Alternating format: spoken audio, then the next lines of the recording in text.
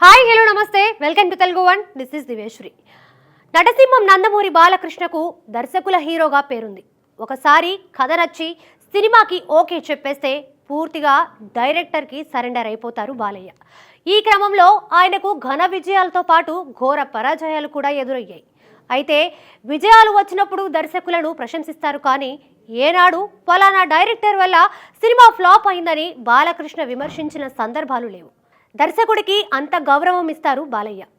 Director అనే కాదు, చిన్న పెద్ద అనే తేడా లేకుండా అందరితో మంచిగా ఉంటారు.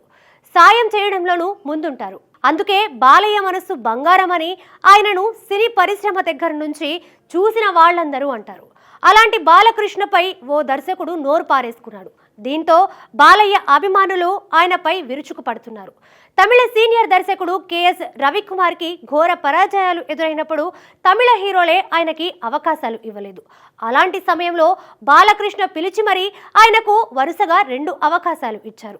వీరి కాంబినేషన్లో 2018లో జయసింహ, 2019లో రూలర్ సినిమాలు వచ్చాయి. జయసింహ విజయం సాధించగా రూలర్ డిజాస్టర్గా నిలిచింది.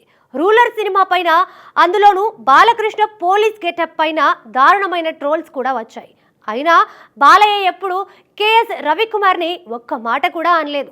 అయినప్పటికీ రవికుమార్ తమిళనాడులో బాలయ్యపై జోకులు వేసుకొని పబ్బం గడుపుతున్నారు. తాజాగా గార్డియన్ అనే తమిళ సినిమా ప్రెస్ మీట్కి హాజరైన కెఎస్ రవికుమార్ బాలయ్యపై వివాదాస్పద వ్యాఖ్యలు చేశారు.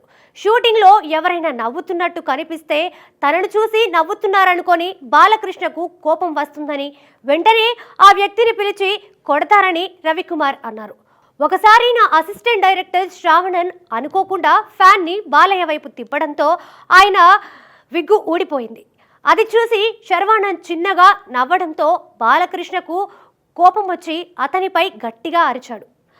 ఎక్కడ కొడతారోనన్న భయంతో నేనే శర్వానంద్ని అక్కడి నుండి పంపించానని రవికుమార్ చెప్పుకొచ్చారు. బాలకృష్ణపై రవికుమార్ చేసిన ఈ వ్యాఖ్యలు తీవ్ర దుమారం రేపుతున్నాయి.